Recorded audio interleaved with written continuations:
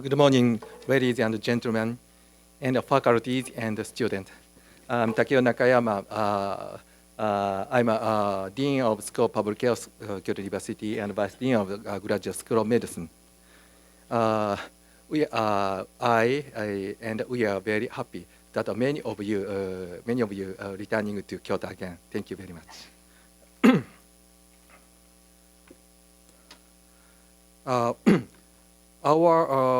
We have chosen the title, this year's title, as Universal Health Coverage and Health Economics. During the last several decades, Japan has experienced long-lasting economic recession, rapid socio-cultural changes, expanding social disparity, and the disproportionately growing aging population. These transformations deeply affect Japanese society in many aspects, especially the healthcare system challenge the assurance of universal health coverage among the elderly and economically impoverished population amidst Japanese limited resources.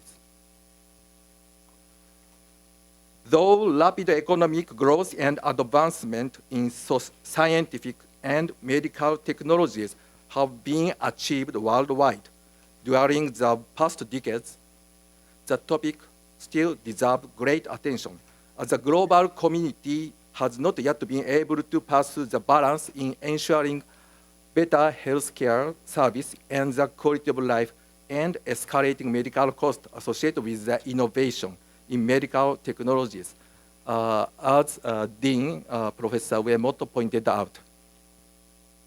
The global community, including low and middle-income countries, is also currently facing the rapid population aging, the rise of non-communicable diseases, along with the unfinished agenda of maternal and child health and communicable diseases. Healthcare system is thus one of the areas greatly challenged by this health transition. Health is a human right and the dignity itself.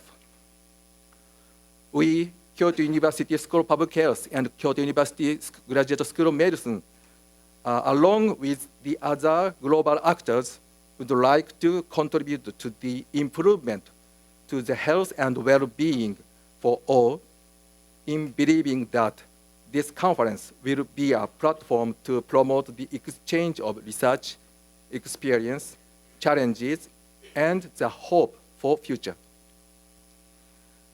Along with the dialogue of these crucial global health concerns, I'd like all participants to enjoy yourself this day in Kyoto City.